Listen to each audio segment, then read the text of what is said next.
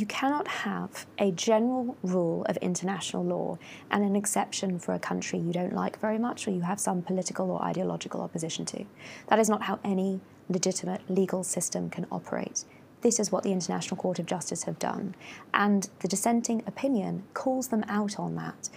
She mentions, Judge Sebutinde, the rule of uti possidetis iuris. She talks about the absolute absence of any analysis of the status of the territory and the presumption that the court have operated upon, which is actually included in the framing of the question that the General Assembly put to the court.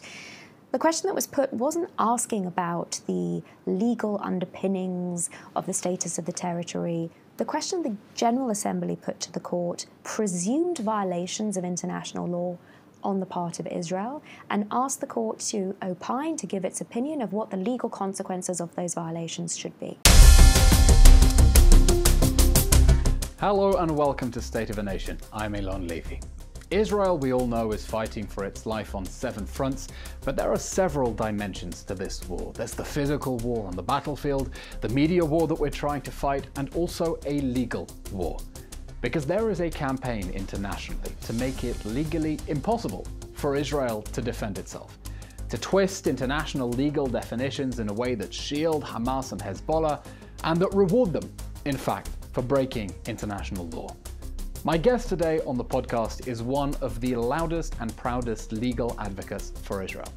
Natasha Hausdorff is the legal director of UK Lawyers for Israel. You may remember her from interviews in the British media where she so artfully schools presenters with her knowledge of international law, and that debate in Canada with Douglas Murray against Mehdi Hassan, in which she exposed his systematic falsification of quotes. Together we look at questions like, what did the ICJ actually order Israel to do? What are the definitions that are being applied to Israel that aren't being applied anywhere else in the world? And can Israel still win the battle in courtrooms that have been increasingly hijacked and weaponized by actors sworn to Israel's destruction? Welcome to State of a Nation. Breaking news out of Israel this morning. Shocking hostage taking. Hundreds of Israelis are dead. I want to bring in Israeli government spokesman. What happens when the 4-day pause? How do you resolve this? Where does this go? Natasha Hausdorff, welcome to State of a Nation. Thank you, Elon. It's wonderful to be with you. I'm glad to have you here for the next billable hour, can we say? Thankfully, you've been doing so much pro bono for defending Israel, not just in this war, but more broadly, that I'm glad to have you here giving your legal advice and counsel. That's what I want to talk to you about in the episode today, because Israel is being attacked on 7 fronts, we all know, by the Iranian regime and its proxy armies, but it's not just 7 physical fronts, there are multiple dimensions. There's a media war, there's also a legal war. For sure. And it seems that in so many cases, the international community has almost checkmated Israel in terms of international law, that there's nothing that it can do that is right. Whatever Israel does, they will twist international law, twist international standards, so that Israel is always made out to be the bad guy. So what I want to do in today's episode, in this pro bono billable hour that we have, is talk about the major legal issues arising from this war and the way that international law has been weaponized against Israel. And I thought I'd start us off with just a little legal test to understand the issues around this war. Hamas fired rockets at Tel Aviv, at a civilian area. It fired those rockets from inside a refugee tent, inside the humanitarian zone. Now, if Israel were to have discovered a minute before that Hamas were about to shoot those rockets and ordered an airstrike to intercept, would that have been lawful? I'm going to give you the lawyer's answer, which is it depends. And it depends on a variety of factors, including a proportionality analysis, which is something that the IDF conducts on every strike that they undertake. It's important to not misunderstand what proportionality is. And we'll get into that and understand exactly what proportionality means. What are the other tests about whether this would be lawful? Well, the key rules or principles under international humanitarian law, other than proportionality, are necessity, distinction, and precaution. So a strike like that would have to be necessary. It would have to be to advance a particular military aim. Here, taking out a rocket before it's fired is a perfectly legitimate necessary military aim. That strike would also have to distinguish between civilian and non-civilian targets, so military targets which are lawful to strike, civilian buildings which wouldn't be. What about a rocket launcher inside a refugee tent? Unless they are being used for military purposes. So it's not the case that civilian buildings or schools, hospitals, even refugee encampments of the nature that you're describing maintain a civilian status if they are in fact being used directly for hostilities by combatants, by terrorists in this case, terrorist armies of Hamas, also Palestinian Islamic Jihad, or indeed Hezbollah to the north of Israel. So there are a variety of factors when we step back to be able to assess from our perspective the legality of each of these individual actions taken by the IDF. I think we have to be very careful. We're simply not in possession of the requisite facts, of the ability to analyse each of those steps properly. Neither are the rest of the international community. In fact, the only entity that is properly able to assess the legality of each of these individual actions is the IDF, and in particular the Military Advocate General Corps, the legal department of the Israeli Defense Forces that conduct this analysis. Now, they've been relatively forthcoming in sharing the information that they use, in sharing their processes, and in sharing the process, the legal analysis that they adopt with Israel's allies, the UK, the US included. And that has prompted both the United Kingdom and the US and others to indicate that they're comfortable that IHL, international humanitarian law, is being complied with by the IDF, especially as far as their targeting is concerned. We need to take into account what were the tests: necessity, proportionality, distinction, and precaution. And the last aspect, which I've yet to come on to, precaution, involves taking measures to prevent civilian casualties. And we've seen examples of this by Israel in previous conflicts, but I would warrant unprecedented steps being taken in this conflict, not just in terms of Israel's history, but also in the context of the history of armed conflict. The Brits, the Americans, can't compete with the measures that Israel takes. Warnings to individual householders by text message, telephone call, leaflets being dropped, humanitarian corridors being set up. The IDF has even been protecting these humanitarian corridors from Hamas fire as they're firing onto fleeing civilians. Israel is doing everything it can I to visited some soldiers down south. I asked them, what do you want people around the world to know about your activities in Gaza? And one of them said that I was shot at while securing a humanitarian route for people to escape Hamas strongholds. And that, I don't think, is a position that any British or American soldier has ever put themselves in other urban battles against terrorists. The challenges that Israel is facing in Gaza are unprecedented, and we have experts in urban armed conflict, including John Spencer at West Point, who have made this case repeatedly for months now. Never before has any modern moral army had to encounter a terrorist organization that has spent 16 years embedding themselves in civilian infrastructure and that uses, we use the term now human shields very commonly. But I think we need to step back and understand what that really means.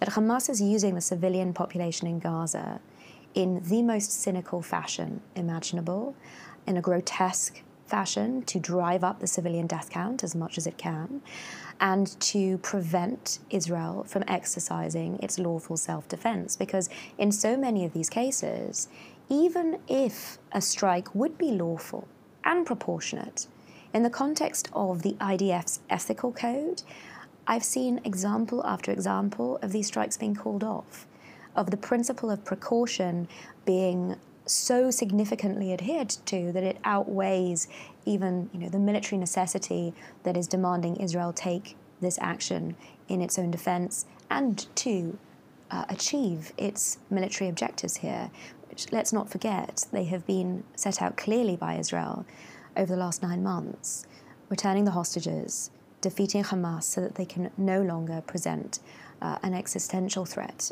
to Israel, creating a new reality in Gaza. Those are legitimate military objectives, and Israel's conduct in respect of everything we've seen over the last 9 months has to be seen and assessed within that framework. And of course, Hamas is not only using civilians there as human shields, but as human sacrifices. You speak of the cynical way that its leaders treat civilians. It's shocking to hear the late Ismail Haniyeh speaking about how we need the blood of women and the elderly and children to awaken within us the revolutionary spirit. They clearly see civilians as pawns they are willing to sacrifice. And you touched there on a very important point. Hamas has tried to design the urban battlefield in Gaza in such a way as to make it impossible for Israel to exercise its legitimate right of self-defense. But international law can never make it impossible for a state to exercise its right to self-defense. And yet here we find ourselves, Israel insisting the law is on our side. And the whole world, it seems, the ICJ, the ICC, even our allies, European countries, saying, yes, it's true maybe that Hamas is fighting from inside civilian areas, but they must still be protected. Israel's still not allowed to strike. Essentially falling into Hamas's trap, taking its analysis that Israel, in fact, has no legal way to defend itself at all. And so I'm wondering, is it possible that the whole world is wrong? It's not the whole world. But it's definitely those vocal that are promoting this agenda of lawfare. And you're absolutely right. The reason that it's so potentially devastatingly dangerous, not just for Israel, but for all Western, liberal, democratic states that are going to have to defend themselves against the exact same terror that Israel is combating in Gaza, it sets a standard which is unachievable, unobtainable.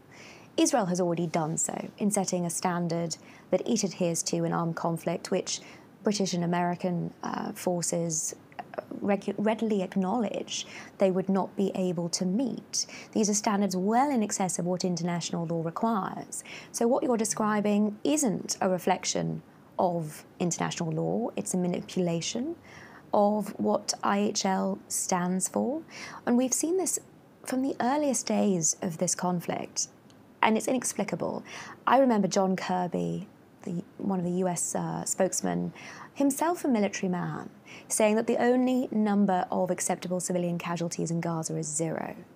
Well, that's just not how armed conflict operates. Every civilian death is an absolute tragedy. But what we have in fact seen is an unprecedented civilian to combatant ratio in the last 9 months because of Israel's unprecedented efforts to prevent civilian casualties. UK Lawyers for Israel, I'm extremely privileged to work with an incredible group of lawyers. I think they're extremely privileged to have you working with them. Well, it is really the privilege of my life to be able to associate and coordinate and cooperate with lawyers who, like me, have day jobs, but see as part of their professional responsibility a duty to stand up for the truth and the rule of law, especially where international law is being so badly misrepresented. And this organisation, UK Lawyers for Israel, has put out very recently a report detailing the assessments of civilian casualty counts coming out of Gaza, debunking the numbers that the international community are repeating without a second thought from the internationally prescribed terrorist organisation Hamas, and showing how, in fact, the casualty ratio is far more likely to be in this unprecedented region of 1-to-1. When we compare that with the global average that the United Nations puts out for our urban armed conflict, that sits between 9-to-1 and 8-to-1. When we compare it with the stats that the Americans have put out with respect to their operations in Afghanistan and Iraq, we're looking at 3-to-1 and 5-to-1. So 1-to-1 is entirely unprecedented, and that's before you get to the kind of conflict that Israel is facing. As I mentioned, the unprecedented challenges of a terrorist organization, an army that has embedded itself and created a situation where every second house in Gaza has become part of its terror infrastructure. In many respects also used as cover for these tunnels that they have built. And unlike the civilian defensive measures that Israel takes so that there are shelters in every civilian community, the tunnels are being used for Hamas terrorists and for their weapons, and by all accounts also for their holding of Israeli hostages. They're not being used by civilians. They put civilians in the front line and they prevent their evacuation despite Israel's best efforts. And so this is really a critical point, because you say, yes, many people are wrong about the interpretation of the law. International law is being weaponized and mobilized against Israel to try to make it impossible for it to exercise its lawful right to defend itself. And so when I look at the theater surrounding all these international courts, the ICJ, the ICC, the statements by world leaders that is clear have no basis in actual law, I do wonder, there is an academic argument to be had about whether international law really is a form of law, because there's no enforcement mechanism and there's no legislature. But I want to put that philosophical debate to one side. Is this really simply a continuation of politics by other means? So when I was at university, longer ago than I care to recall, and was studying international law for the first time, my professors told me that most states abide by most international law most of the time. Because most international law is not about the laws of armed conflict and the tricky issues. Most international law is trade, airline commerce, regulations. Shipping, right. Absolutely. And in that respect, it's fundamental to our ability to live our everyday lives. And we shouldn't be throwing out the baby with the bathwater by saying that international law is nonsense. On the contrary, I think part of the reason that it is so important that I and others that understand the nuances and understand where international law is being misrepresented here stand up and make this case as forcefully as possible.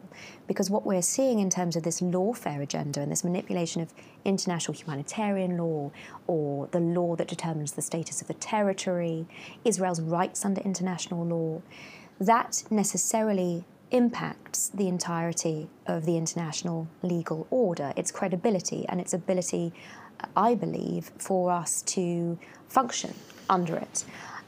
It's clear to me that Israel cares much more about international law than the actors that are trying to twist it into whatever works strategically for Hamas and the Palestinians, trying to twist it so that Israel is always wrong. There is a legal battle happening, and I want to understand from you about some of the major issues, headlines that people will have seen about international law, and what Israel's case is as it stands up, not entirely alone against the whole world, that isn't true, but definitely in a minority voice to make the case for the legality of its actions. And I thought I'd start us off with an advisory opinion by the ICJ, the UN's top court, that according to the headlines, at least, ordered Israel to end its presence in what it called the occupied Palestinian territories, specifically the West Bank, Judea and Samaria, the land Israel conquered from Jordan in a defensive war in 1967, ordering Israel to make reparations, saying its presence is illegal, saying it may amount to apartheid.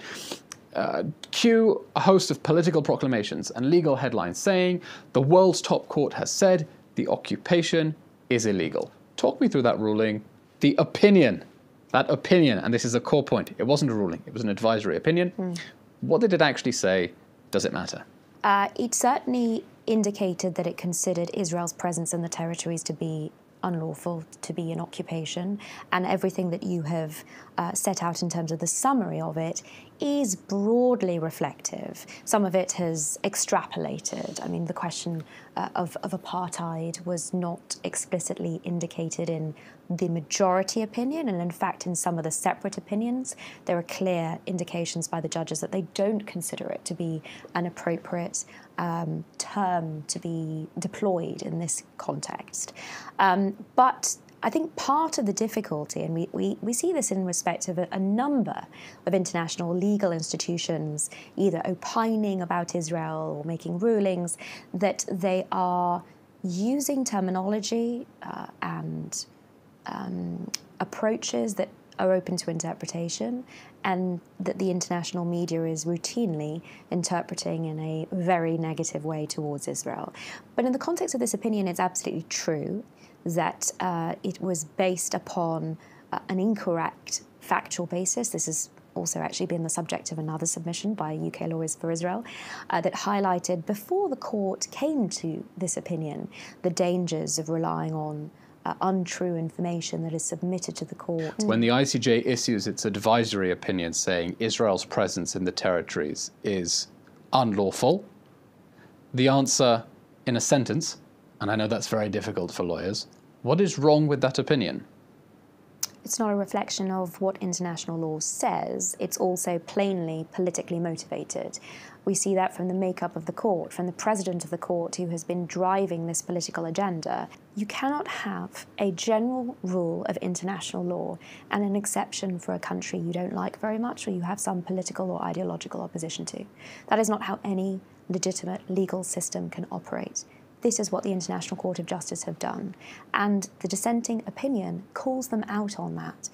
She mentions, Judge Sebutinde, the rule of uti possidetis juris. She talks about the absolute absence of any analysis of the status of the territory and the presumption that the court have operated upon, which is actually included in the framing of the question that the General Assembly put to the court.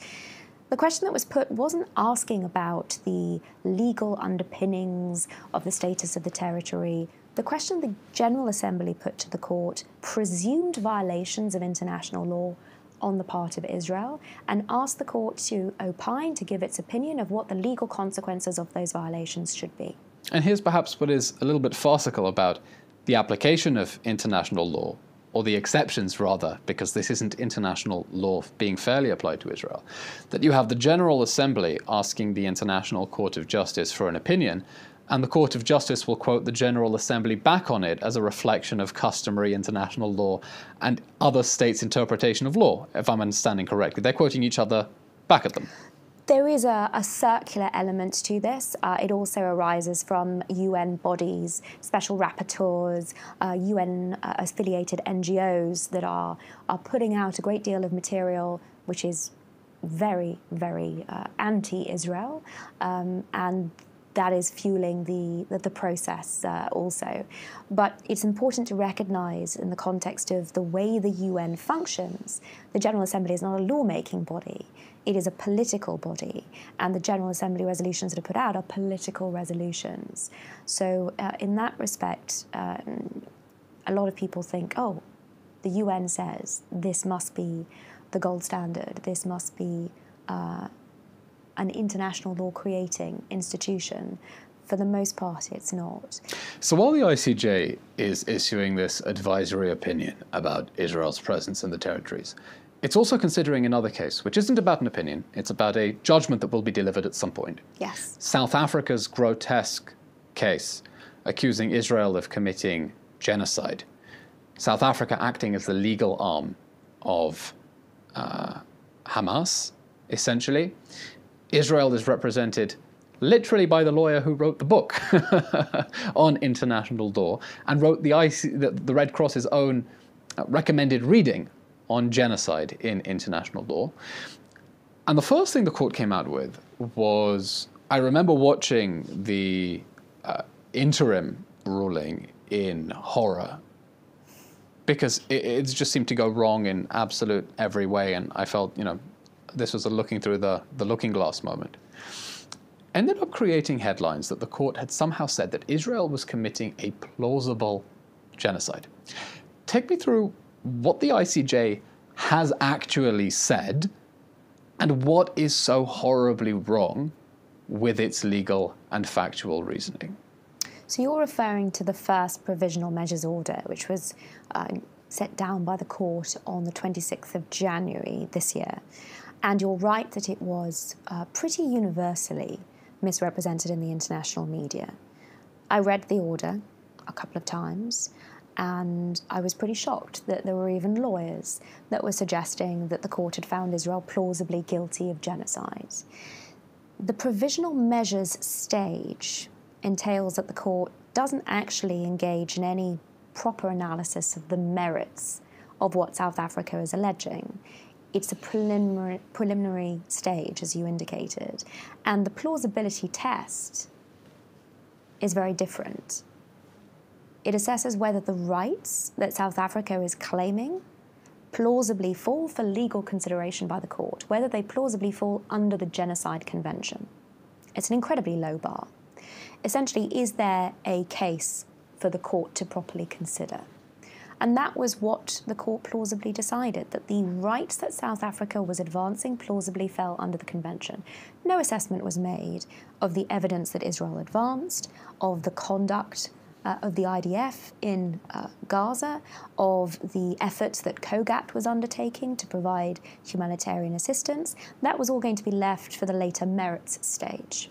But you're right that this was universally misrepresented, even by very, very senior members of the legal profession in the United Kingdom, former judges of the Supreme Court, who some of us battled with over that period until the former judge, president of the International Court of Justice, Joan Donoghue, came out on Hard Talk on the BBC to set the record straight. Unprecedented, as far as I can see, but clearly feeling the need to clarify what must ultimately be described as an unclear provisional measures order if it can be so universally misrepresented. And yet even this is absurd that the court is even considering South Africa's case. Why? Why did they not simply throw it out? Because it's so obviously ridiculous. Well, Israel asked that the court did that as a matter of very basic jurisdictional questions. The court has jurisdiction to consider a dispute between Israel and South Africa under the Genocide Convention because they are both signatories. And so this is why Israel has participated in these proceedings, unlike the International Court, Criminal Court proceedings, unlike the advisory opinion proceedings at the ICJ, where Israel says the court has no jurisdiction to be engaging in these issues. With respect to South Africa's application, as ridiculous, as offensive, as grotesque as the allegation is, Israel has engaged because at a basic level the court has jurisdiction to determine this dispute. And when we think about the allegation that South Africa has advanced, that of genocide, I mean, in so many respects it is the modern blood libel. It is accusing Israelis of committing the crimes that were committed against them. So this is worse than victim blaming. And it is also, and I don't mean just in terms of the origin of the term genocide. This was coined by Raphael Lemkin after the Holocaust to provide a legal lexicon for the suffering of the Jewish people in the Holocaust, being targeted for extermination because they were Jews. That is what genocide means, intentionally seeking to eradicate a group of people in whole or in part, an ethnic, religious, racial, or national group. I don't just mean the victims of the Holocaust, the Jewish people now being accused of those crimes. I also refer to those Israeli victims of the 7th of October, of acts of genocide by Hamas, Palestinian Islamic Jihad, many civilians who crossed the border on the 7th of October, infiltrated into Israel for the purpose of targeting Jews because they were Jews. Hang on, explain that to me. Set out the legal case that says that the October 7th massacre itself was an act of genocide. Because I remember, at least from the public messaging perspective, when we saw that South Africa was going in that direction, there was a lot of reticence. People inside Israel didn't want to describe it as an act of genocide. They were like, oh, genocide? No, that's the Holocaust. I'm like, guys, you have to take this seriously. This is the legal analysis of serious lawyers. This was an act of genocide and we need to frame it as such. But tell me the legal reasoning for it. So the core of the crime of genocide is the intention of committing acts such as killing, or the sexual violence certainly is included in that. But the core is committing those acts with the intention of eradicating a group in whole or in part. So where those acts are targeting a particular group, and we have on record the Hamas leadership indicating their desire to eradicate the Jews, we have the testimonies or the interviews of interrogations of Nukhba terrorists who indicated that their intention was to go after Israeli Jews and to slaughter as many as they could. That ticks the boxes of the requirements of the crime of genocide, to be sure. You can call it alleged, but we also have footage, evidence that was not just documented by these terrorists, but also celebrated and transmitted around the world. It's the first time that acts of genocide have been so immediately documented and disseminated in real time. And when we think about the implications of that for the way the international community has dealt with this, that's pretty profound, because immediately we saw the inversion of what had happened, and that method of blaming the victims of the crimes that were committed against them, of committing those crimes themselves. But if we're going to take the legal argument that says, well, the West Bank is occupied, let's run along with that legal argument. How can the Gaza Strip be occupied if Israel left, right? Let's not get back into the legal arguments about whether Israel had presumptive sovereignty there in the first place. Israel withdrew from the Gaza Strip, so why are international bodies claiming that it is still occupied even after Israel left? Just help me understand why they are saying that. So the argument that is being advanced has taken this outside of the concept of effective control and has said, because... So just to understand, ordinarily, if you want to claim that territory is occupied, you would say that it is placed under the effective control of a hostile army. Well, so we're going to have to... it's very, very difficult, I'm sorry, to jump in at the end and work backwards, and especially because these are not straightforward concepts, I appreciate, to try and make them as accessible as possible. And by the way, this is part of what makes it so difficult to fight this lawfare, because the lawfare is taking place both in the courts, but they then take the misapplication of international law through these courts, use it in the information war and the media war, and then it's very difficult in that soundbite form when you're having arguments with people at the workplace or colleagues to talk about these legal issues because they are complicated, because they require so much analysis. But they get, the allegations get shrunk down to soundbite form. And then it's very difficult to rebut them by going through all the nuances that you're trying with incredible patience to try to help me understand. And I appreciate that most people hear illegal under international law or hear legal terminology being deployed and think, oh, that sounds accurate, impressive, something that I can't necessarily grapple with. So in the terms of the argument that is being advanced, that Gaza is still occupied by Israel, what is being suggested is that Israel is controlling airspace and borders, and therefore it should still be considered to be an occupation. Now, not only is that unprecedented, not only is that legally illiterate. And I just want to understand, because normally as far as effective control requires there being actual effective control on the ground, if that existed, Israel would not have allowed Hamas to build up the terror army that perpetrated October 7th and dig a tunnel network longer than the London Underground. But you're saying that the claim that Gaza is occupied is saying, well, because Israel still controls the airspace. And so essentially the people who are calling on Israel to end the occupation of Gaza, on their reading of it, are saying that Israel cannot end the occupation of Gaza until it lets Hamas build the Ismail Haniyeh Memorial Airport, essentially. They're also saying that Israel controls the borders, which you and I both know is untrue. Right. Well, I mean, that has changed now with Israel moving along the Philadelphia corridor, the war that Hamas started, forcing Israel to move in and take control of the border with Egypt, but it didn't before. People advancing this claim have not been nearly as nuanced as to take into account. No, it's remarkable. I read an interview with Bassem Naim, one of the Hamas leaders from Qatar, who claimed that Gaza was a prison. So he speaks from Qatar, having left via Egypt, totally dispelling the claim that Israel somehow controlled all the borders to the Gaza Strip because he was able to get out via Egypt.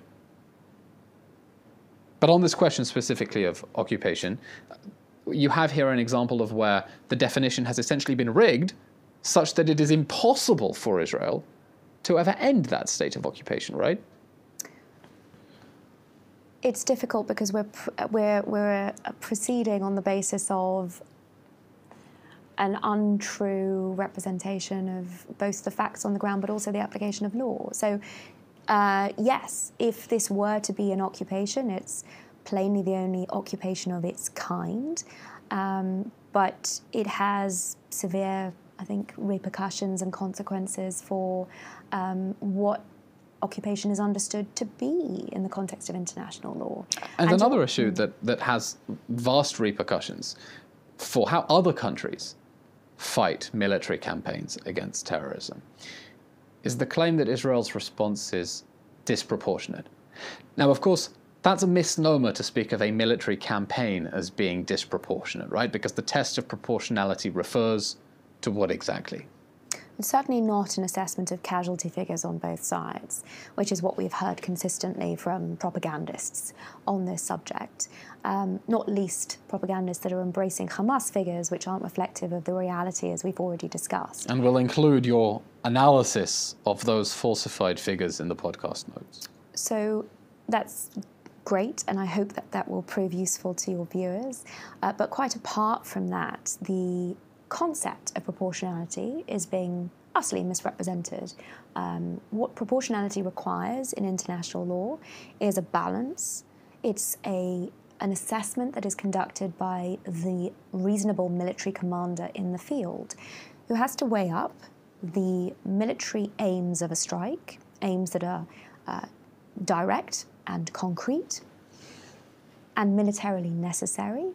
Those aims have to be weighed up against the expected or anticipated civilian or collateral damage.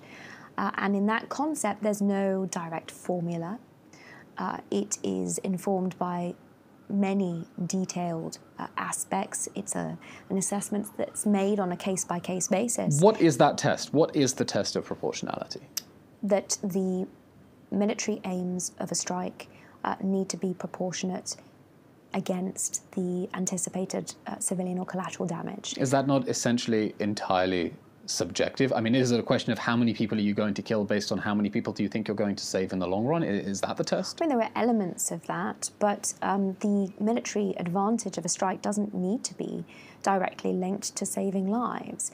And in the context of an ongoing armed conflict such as this, there are many factors that need to be computed and taken into account.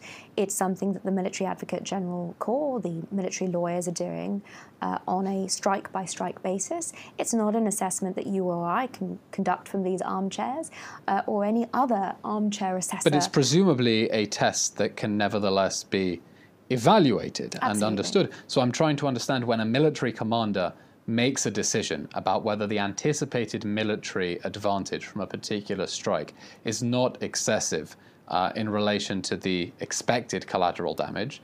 And it's important that the test of proportionality is based on what that military commander's assessment is in the field in real time. And what is known, as opposed to something in hindsight or on the basis of information that simply couldn't be available and accessible before that decision was taken. But is that not entirely subjective? On what basis would one say that actually this strike was excessive or this strike was not excessive? That is something that has to be based on the assessment that is conducted before the strike. So when I said that this is information that the IDF is sharing with some of its allies on its targeting procedure, on its proportionality analysis, thus far, states that have had access to this seem to be content with Israel's approach, and other military professionals, I mentioned John Spencer, Colonel Richard Kemp from the UK, is certainly also amongst those high-level military group professionals that have been writing on these processes. They are also content not just that this complies with proportionality requirements in international law, but in fact that it goes far above what other modern law-abiding armies are themselves applying and engaging in. So ultimately, it will have to be an assessment made after the event, as we have seen with respect to every previous conflict in Gaza. And in each of those, reports that have come out have indicated that Israel's approach has been lawful. To the extent that there are mistakes, and in this context it's worth remembering the World Central Kitchen strike. To the extent that there are mistakes that are made because processes were not followed, there is a structure and a framework for the rectification of that, for disciplinary measures to be meted out, if you will. But that does not mean that there has necessarily been a violation of international law.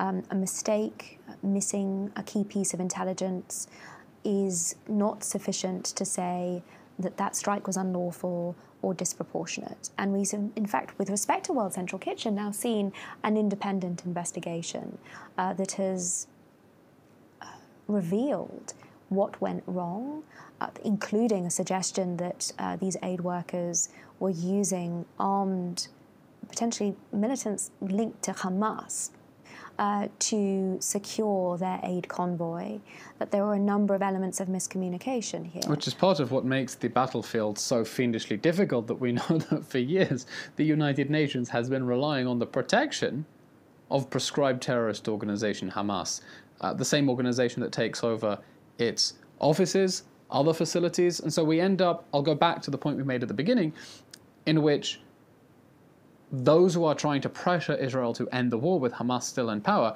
are trying to checkmate it by saying, well, maybe terrorists shouldn't be hiding in a basement, but even if they are, they still get protection, and Israel is not allowed to act against them. And there you have the ultimate illustration of how international law is being weaponized against Israel, when you end up with the absurd conclusions that somehow terrorists have immunity just because they're hiding in the basement of a hospital, just because they're violating international law. Natasha Hausdorff, this has been a fascinating discussion of the intricate legal challenges that Israel faces in this war in which it's being attacked by Iran and its proxy armies on 7 fronts. We really have tried to squeeze a whole seminar's worth of content into here, and I hope that for our viewers it will be useful in helping them understand the complexities. I think that's really the most important point.